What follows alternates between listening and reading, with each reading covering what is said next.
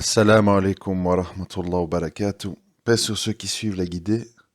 Paix et bénédiction sur le prophète sallallahu alayhi wa sallam, sur ses compagnons, ses amis, sa famille, ainsi que sur tous ceux qui le suivront de bonne foi jusqu'au jour du jugement.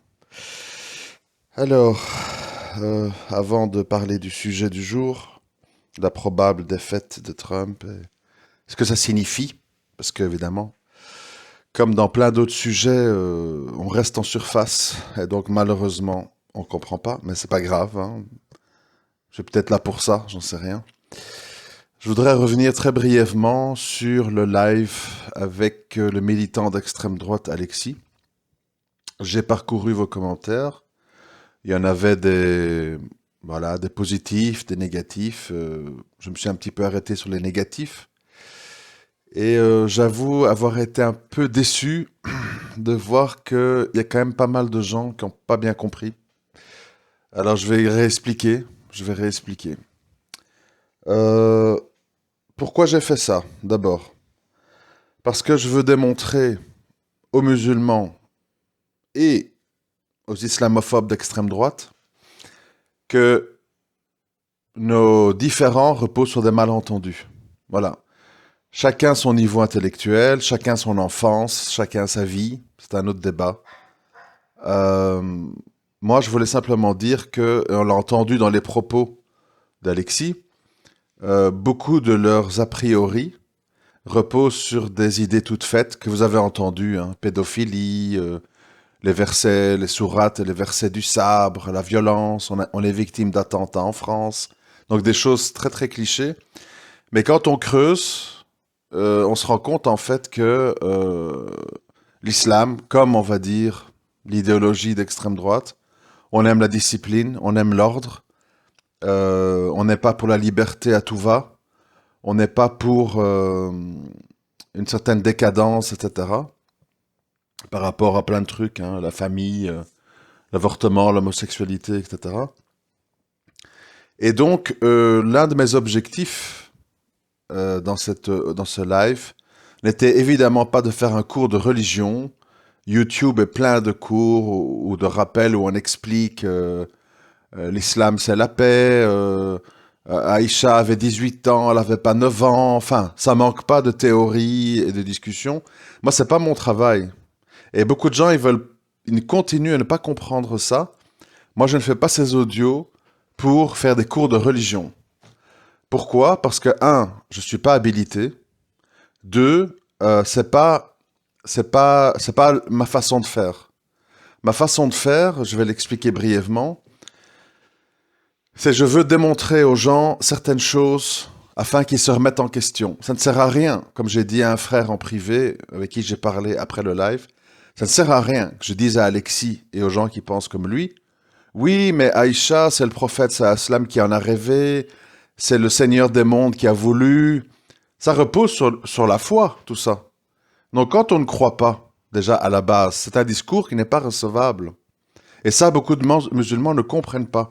Ils pensent en fait que leur foi, c'est un peu comme les histoires avec les caricatures du prophète, sallam.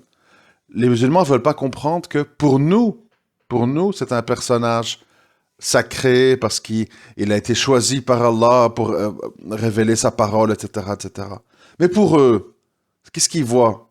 Ils voient que c'est un chef de guerre qui avait de multiples épouses, qui était violent, et puis voilà. Donc eux, ils se disent pourquoi est-ce qu'il faut s'empêcher de le dessiner et de rigoler. Donc tout part dans la vie d'un postulat de départ. Si quelque chose n'est pas sacré, eh bien, on se dit, bon, ben, pour moi, c'est juste le Coran est un livre d'histoire, un recueil de légendes et une espèce de Bible et une Torah rafistolée, avec à sa tête un chef de guerre qui a voulu mettre la religion en avant pour se donner des excuses pour ramasser du butin et des femmes. Voilà comment les gens voient les choses. Il faut quand même, à un moment donné, comprendre, sortir de sa zone de confort. Donc, le but dans ce genre de discussion, en tout cas mon but c'est de dire que l'islam n'est pas fondamentalement quelque chose d'étranger, quelque chose qui doit être rangé dans le camp des ennemis. Parce que quand on discute, on réalise que ces gens, ils ont un problème vis-à-vis de la délinquance, de la violence, des viols, du racket. Et là-dessus, nous, les musulmans véridiques, pas les défenseurs tribalistes de leurs origines, on a aussi un problème. Nous aussi, on n'a pas envie de vivre dans des quartiers où ça gueule, où ça insulte, où ça frappe, où ça viole. Hein? Et si vous le voulez, prouvez-le, déménagez de là où vous êtes et allez vous mettre à Montreuil dans un sale quartier. En disant vive les blacks, vive les arabes, touche pas à ma tribu. Mais non, dès que vous avez un peu de thune, dès que vous avez un petit statut social, vous vous encourez de là pour aller louer ou acheter un pavillon en Seine-et-Marne ou que sais-je. Donc ça, c'est la réalité. Donc, comme je l'ai dit et répété, moi, je ne suis pas là pour défendre une tribu, défendre des agissements des gens qui appartiennent hypocritement à l'islam. Je suis là pour défendre des valeurs et pour expliquer aux gens que ce qui leur pose problème, ce n'est pas spécialement nos valeurs, ce sont les agissements de gens qui se disent appartenir à notre religion. Et alors, évidemment, aussi, le but, c'est d'avoir une discussion. Le but n'est pas de commencer à s'insulter au bout de 5 minutes. Sale nazi, tu me dégoûtes avec ton verre de vin et ta clope. À quoi ça sert? Alors autant ne rien faire. On sait très bien que si on est un athée racialiste comme Alexis, on voit pas de mal à tout ça. Donc à un moment donné, si on veut commencer à prêcher de cette façon-là, il faut un minimum être dans la lucidité et le pragmatisme. Et pas être dans regarde ce qu'il a dit, regarde ce qu'il a fait. Bah oui, il est ce qu'il est. Il est ce qu'il est. Est-ce que ça veut dire qu'on parle plus avec lui? Enfin voilà, de toute façon, vous le savez, je lis vos critiques, j'en tiens compte. Faut pas croire que je dis je fais tout bien, j'ai rien à écouter. Après, j'ai mon idée sur les choses à faire. Il faut aussi savoir que très rares sont les musulmans ou les militants d'extrême droite qui acceptent de débattre en direct avec moi. J'attends, hein. Voilà, parce que les uns ont peur, les autres sont coincés, les autres se disent qu'est-ce que mes copains ou mes frères vont dire de moi si je débat que c'est ignorant. Et donc, moi, je prends qui se présente, c'est tout. Qui se présente, qui veut discuter, on discute. Tant qu'il y a du respect, qu'il n'y a pas d'insulte, voilà. On va me dire, oui, mais il a insulté la religion. Il a dit tout haut ce que la plupart des Français de souche, même pas d'extrême droite, hein, le Français de base, pense tout bas. Ils pensent tout ça. Oui, mais les attentats, oui, mais Aïcha, et plein d'autres questions. Oui, mais les respects des femmes. Pourquoi il dit respect des femmes? Parce que ces gens, ils voient les agissements des Maghrébins, qui violent, qui mettent la main aux fesses, qui sifflent dans le métro. Il faut quand même le reconnaître. C'est normal que ces gens ils disent le respect des femmes. Non seulement ils voient ça dans leur vie réelle, mais en plus ils voient la télé, et les burqas, et les femmes dans les cuisines, et la polygamie, et l'excision. Et puis vous vous étonnez que ces gens disent le respect des femmes. Et d'un autre côté, on leur a tellement dit, depuis tellement longtemps, que la prostitution, c'est normal, que les escort girls, c'est normal, que les maîtresses, c'est normal, que les couples échangistes, c'est normal. Les gens sont le fruit de leur environnement. On les a bombardés sur l'islam. Ils ont un mauvais exemple quand ils voient les musulmans dans la rue. Et on a légitimé et banalisé le mal en disant « Ah la prostitution, c'est le plus vieux métier du monde. Tout le monde a une maîtresse, hein, Clinton, François Hollande, François Mitterrand, Jack Lang va au Maroc. Oui, c'est la vie, hein. Frédéric Mitterrand a dit le sexe au-delà de 14 ans, c'est dégueulasse. Oui, le gars, il va à la télé, il écrit des livres. Donc c'est la culture française. Et puis on s'étonne que le gars, qui est ce qu'il est, Alexis, je connais pas sa vie, je connais pas son niveau, il est le fruit de son époque, il est le fruit de son environnement. Qu'est-ce qu'on fait? On lui parle pas? On l'insulte, on lui crache dessus? C'est pas ma façon de faire. Mais bon. Ceci étant dit, voilà, j'ai fait 10 minutes là-dessus. Je vais pas me répéter, vous avez plus ou moins compris ce que je veux dire. Ça sera sans doute appelé à se répéter parce qu'on a été coupé, c'était mal préparé. On a un petit peu fait cette live dans la précipitation. Prochaine fois, ça sera peut-être mieux fait.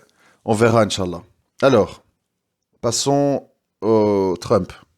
Alors, à nouveau, j'aimerais vous amener en profondeur et pas rester en surface. J'ai vu que, évidemment, non seulement les médias mainstream, ça on peut s'y attendre, mais également la plupart des musulmans, influenceurs, youtubeurs, américains musulmans, se sont réjouis de la victoire de Biden. Et tout le monde applaudit unanimement dans tous les médias, etc. Alors, je vais vous expliquer mon analyse mon analyse de la chose. Cette histoire me démontre quelque chose de très important. En fait, c'est pas les musulmans qui sont problématiques. On dit l'islam, l'islamophobie. C'est pas les musulmans qui sont problématiques. Ce qui est problématique, c'est en fait toute personne qu'elle s'appelle Trump. Et je rappelle que Trump, c'est le président des États-Unis.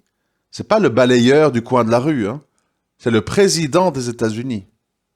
On parle quand même de quelqu'un d'extrêmement important. Président élu. Et qui a encore recueilli 70 millions de voix. Après, les histoires de malversation, on en reparlera. On parle je sais pas moi, de toute l'extrême droite française. Jean-Marie Le Pen et puis sa fille, etc. Donc des gens bien blancs, bien blonds, tout ce que vous voulez. On parle de Soral, on parle de Dieudonné, on parle de Marc-Édouard Nab, on parle de plein de gens, hein, avec toutes leurs différences, bien sûr, qui sont complètement rejetés et combattus par le système. Alors que tous ces gens ne sont pas musulmans. Trump, Le Pen, Dieudonné, Soral et les autres, ils ne sont pas musulmans. Et pourtant, ils sont combattus, boycottés, exclus des médias, maltraités. Je n'ai jamais vu un président des États-Unis traité de cette façon dans tous les médias, y compris les médias français. Sali, moqué, qualifié de tous les mots, menteur, bandit, populiste, tout ce que vous voulez. C'est vraiment un espèce de porc, inculte, etc. Et donc, ça m'aide à comprendre une série de choses importantes pour nous les musulmans. En fait, la société moderne, la matrice, vous l'appelez comme vous voulez en fait, elle suit un chemin très clair.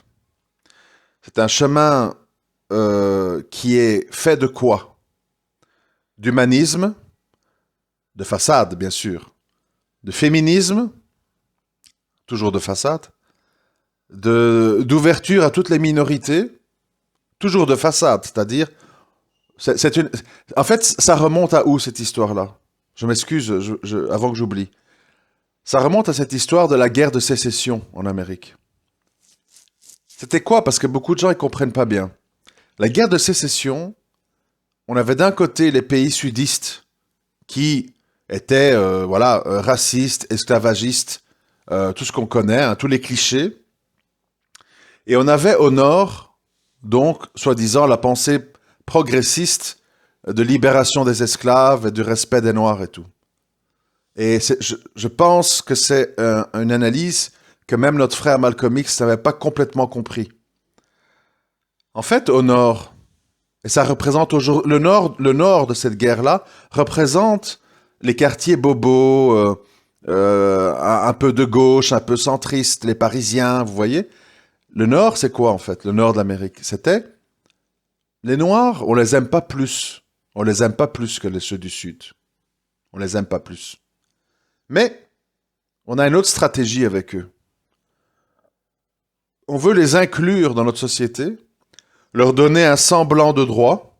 Ils peuvent prendre des bus avec les Blancs.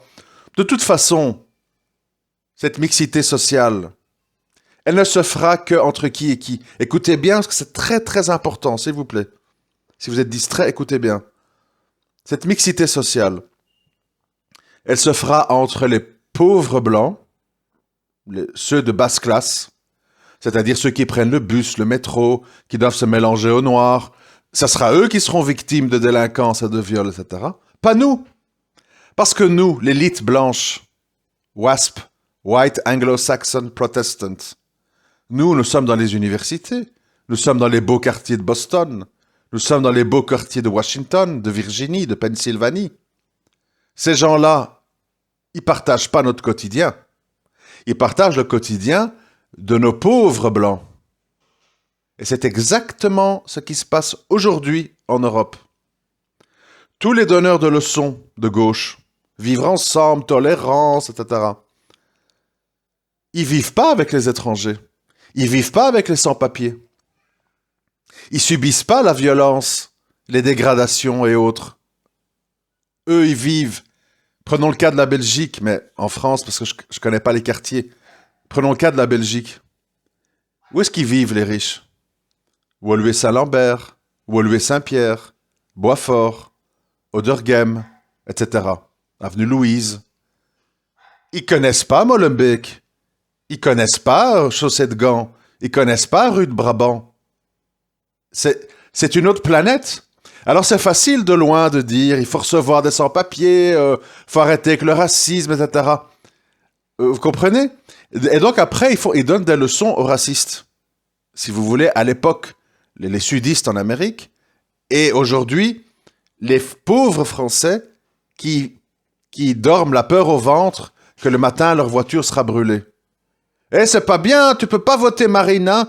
Ah, t'as voté Trump, salaud. Voilà. Pourquoi?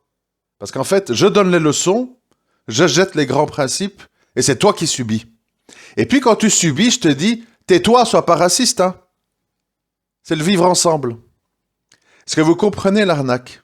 Alors pourquoi est-ce qu'ils font ça? Pourquoi est-ce que le nord de l'Amérique est entré en guerre contre le sud à l'époque? Pour les mêmes raisons qu'aujourd'hui. Pourquoi pensez-vous que Macron et toute la gauche progressiste attaquent l'islam, mais défend de toutes ses griffes l'immigration et l'assimilation de nouveaux Français, etc. Et qui ne veulent pas du discours de droite qui dit on ferme les frontières, on arrête de faire venir des étrangers et tout. Pourquoi? Parce qu'ils veulent une main-d'œuvre bon marché. C'est ce qu'ils avaient besoin dans le nord de l'Amérique à l'époque. Il fallait des gens dans les usines pour construire les voitures à Détroit. Détroit est une ville remplie de Noirs et d'immigrés musulmans, etc. Nous, on ne veut pas que nos enfants aillent construire des voitures. Nous, nos enfants, ils sont avocats, ils sont politiciens, ils sont hommes d'affaires, ils sont conseillers fiscaux. Qui va construire nos voitures? Qui va mettre la main dans l'huile? Ah, on a une main-d'œuvre noire sous la main dans le sud, il faut vite aller les libérer des méchants blancs racistes qui les exploitent et qui les esclavisent. Et alors, qu'est-ce qui s'est passé? C'est très simple. Les esclaves étaient des esclaves et étaient logés, blanchis, nourris en échange de leur travail par leur maître. Qu'est-ce qui s'est passé? On les a amenés au nord après la victoire. Ils ont dû travailler. Et avec leur salaire, ils ont payé leur loyer, leur bouffe et leur linge. Et donc, en fait, tu fais un simple transfert. Au lieu de loger, blanchir, nourrir les esclaves en échange de leur travail, eh bien, tu les payes et tu leur dis, ben maintenant, il faut payer les factures. Sinon, on t'expulse. Sinon, c'est ceci, c'est cela. Et ça revient donc finalement au même, c'est-à-dire que tu travailles en échange de la possibilité de te loger, de te nourrir et d'être blanchi. Mais dans l'équation, qu'est-ce qui s'est passé? La caste bobo blanche a pu se construire une main-d'œuvre étrangère qui fait tout le sale boulot. Comme on le voit aujourd'hui en France. On n'est plus au temps de la guerre de sécession, hein? Qu'est-ce qu'on voit aujourd'hui en France? Qui sont les infirmières? Qui sont les nounous? Qui ramasse les poubelles? Qui nettoie les crottes des chiens dans les rues? Qui garde les magasins? Qui fait le vigile? Qui sont les caissières? Etc., etc. Des boulots qu'on ne veut pas faire. Parce que nous, nos enfants, ils vont à l'ENA, ils vont à la Sorbonne, ils deviennent avocats, ils deviennent politiciens, ils deviennent comptables, ils deviennent conseillers fiscaux. Vous comprenez?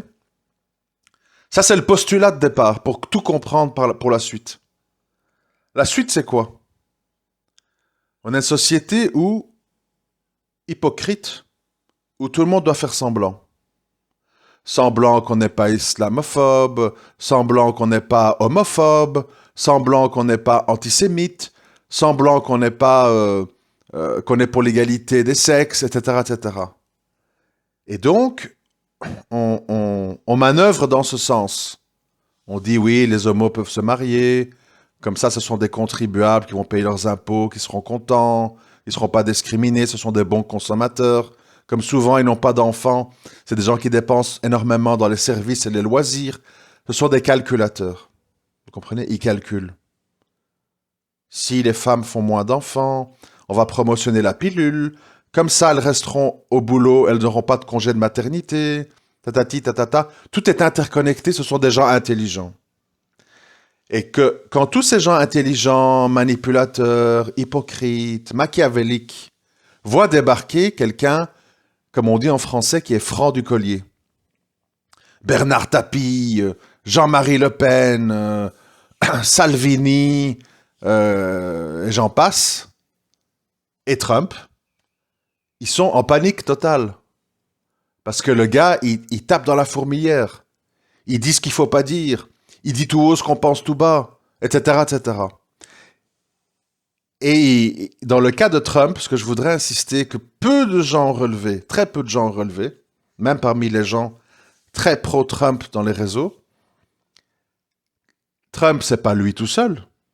Derrière lui, il y a une administration. Il y a un vice-président, Mike Pence. Qui est Mike Pence? Mike Pence est un ultra-conservateur catholique qui véhicule autour de lui tout un lobby catholique qui ont freiné les facilités sur l'avortement et tout ce qui va dans ce sens-là. Et donc, quand on veut dynamiter Trump, c'est pas seulement parce que le gars, il parle fort, il fait un peu le cow-boy, etc. C'est parce qu'on veut éliminer tout son entourage qui n'est pas progressiste, qui n'est pas dans ce système de je te souris mais je te mets un couteau dans le dos. Que les musulmans n'ont toujours pas compris, hein. Ni avec Macron, ni avec Hollande, ni avec Biden. On tombe chaque fois dans le même piège, en fait. On nous fait un beau sourire, on nous jette 2-3 os à ronger, et on dit « Merci maître, puis-je te lécher les mains et les pieds ?» C'est comme ça, malheureusement. C'est notre niveau actuel, qu'Allah nous élève et nous libère, mais c'est comme ça. On ne comprend pas ça.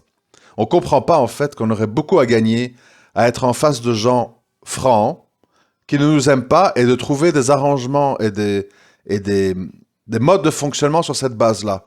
Non, on préfère ce à quoi on assiste aujourd'hui en France.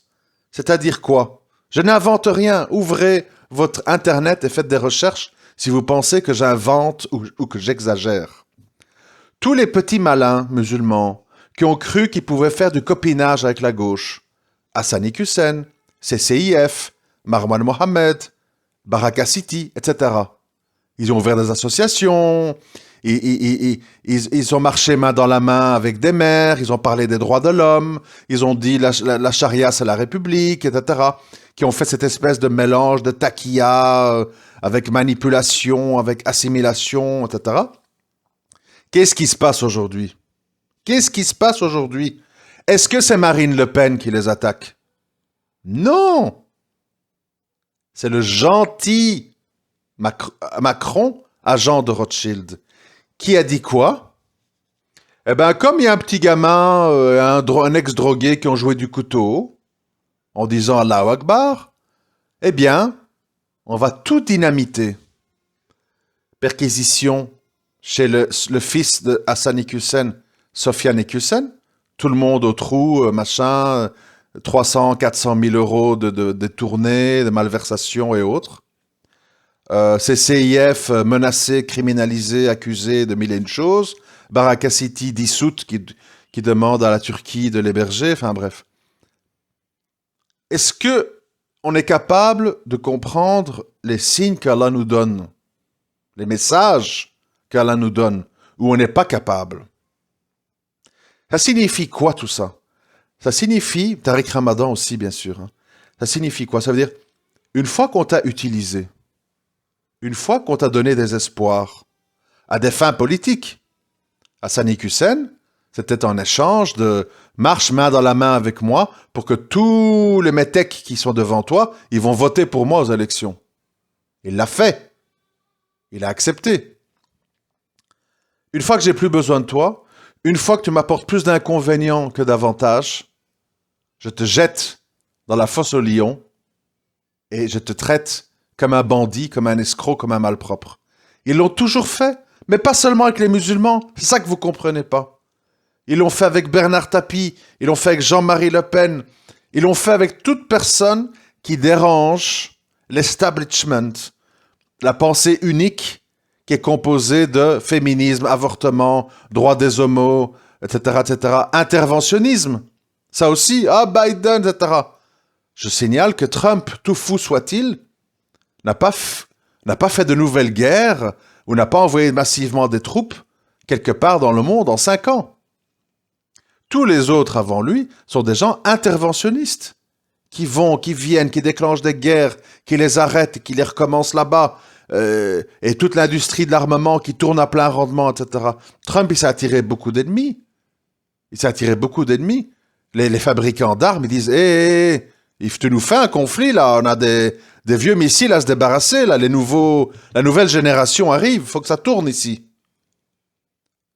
Les gens ne comprennent pas que nous sommes dans un monde d'argent, un monde de stratégie, avec des gens très intelligents. Je l'ai dit dans le live, je le répète ici. Aucune d'entre vous, ne doit s'imaginer qu'un personnage comme Tariq Ramadan a été invité à la télé à de multiples reprises par hasard. Par hasard. Non, ce n'est pas possible. Ça ne fonctionne pas comme ça. Moi, je peux envoyer 300 000 mails, faire 300 000 appels téléphoniques, me raser la barbe et mettre un beau costume et tout ce que vous voulez, je n'irai jamais à la télévision. Je ne serai jamais interviewé à la radio. Vous comprenez? Ces gens choisissent, ces gens enquêtent sur vous, ces gens analysent votre discours, et puis ils font leur liste d'invités. Et c'est pas une histoire de musulmans, c'est une histoire que vous pouvez pas être quelqu'un qui dérange. Trouvez-moi aujourd'hui un débat sur BFM, sur CNews, sur France 5, sur France 2, tout ce que vous voulez. Un débat où quelqu'un qui n'est pas dans la pensée unique est invité. Quelqu'un qui dérange est invité. Quelqu'un qui a une pensée contrariante est invité. C'est fini, c'est terminé.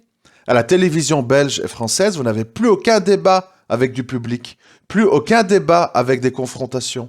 C'est terminé. C'est la pensée unique, c'est le progressisme, c'est le transhumanisme, avec toutes les valeurs que ça véhicule. Et les musulmans, américains dans ce cas-ci, mais c'était français il y a 4-5 ans avec Macron, les musulmans ne comprennent pas que l'idéologie dajalesque, c'est pas de dire la France aux Français, on veut plus d'étrangers, on veut retrouver nos valeurs, on en a marre de toute la décadence. C'est pas ça. Ça, ce sont des gens qui ont le droit de dire ça. Vous, si vous étiez en Arabie, et que demain débarquent des millions de chrétiens ou d'athées et mettent la pagaille et violent vos filles et posent des problèmes, qu'est-ce que vous allez dire? Bienvenue, welcome, merci beaucoup. Il faut être raisonnable à un moment donné. Peut-être que vous qui m'écoutez, vous êtes des gens bien, que vous soyez tchétchènes, turcs, marocains, algériens. Mais regardez la masse autour de vous. La masse, elle gueule, elle casse, elle abîme, elle bloque le périph', elle insulte, elle fume du shit, elle va au shisha bar, elle fait des courses de voiture, des courses de quad, etc. Regardez, soyez honnêtes. Pourquoi vous attendez après ça que des gens qui sont même pas de leur race et même pas de leur religion disent « Ah, amen, c'est bien, super, nous envoyez-nous plus d'Algériens, etc. » Vous croyez au Père Noël? Vous croyez que c'est moi qui suis fou? C'est pas moi qui suis fou. C'est vous qui êtes fou de croire ça. Il faut se remettre en question à un moment donné. Quant à ceux qui ont un boulot, mais sachez que vous êtes tolérés tant que vous êtes utile à la société par cette fameuse Ces fameux Américains du Nord, bienfaiteurs, qui ont libéré les esclaves noirs du Sud. Parce qu'on a besoin de vous pour nettoyer nos vieux dans les hôpitaux. Le jour où on n'a plus besoin de vous, on fera comme avec Tariq Ramadan, comme avec Hassani Hussein et les autres. Baraka City, etc. Vous serez rayés de la carte, criminalisés, rabaissés, expulsés, disloqués. C'est un monde d'intérêt. Il y a pas de, c'est pas une œuvre de philanthropie ici. Personne ne fait rien pour les beaux yeux de quelqu'un. Tout est calcul. Calcul politique, comme on dit. Et ces gens sont conseillés par des gens comme Attali, qui tournent, qui calculent, qui font des projections sur 50 ans, etc. Rien n'est laissé au hasard. Et quand quelqu'un arrive et a un discours cash, direct, franc du collier, Tapi, Le Pen, Trump et autres, il est éliminé, il est criminalisé dans tous les médias. Trouvez-moi un média français qui n'a pourtant rien à voir avec l'Amérique. Trouvez-moi un média français qui ne criminalise pas Trump. Tous, ils se sont précipités. C'est la fête. Les supporters de Biden chantent, dansent, comme avec Obama en 2008. C'est le même cinéma qui recommence. Les Américains sont heureux. Genre, il n'y a pas 70 millions qui ont voté pour Trump. Il n'existe plus, ces gens-là. Ils n'existent plus. Leur vote, leur idéologie, leurs attentes n'ont pas de valeur. Tout ce qui compte, c'est les homos, les LGBT, les sans-papiers, les antifas qui chantent et qui dansent dans la rue. Vous croyez que c'est sain, en Amérique et en France, d'éluder le fait qu'il y a des gens, plus de 50% dans le cas de l'Amérique, qui ne sont pas d'accord avec ce qui se passe, qui ne sont pas d'accord avec cette politique. Et on fait comme s'ils n'existent pas. On les traite de vauriens, d'imbéciles, de catholiques. On les méprise. On dit les gens des villes, les gens instruits ont voté Biden. Les ruraux, les campagnards, les chrétiens ont voté Trump. Et voilà.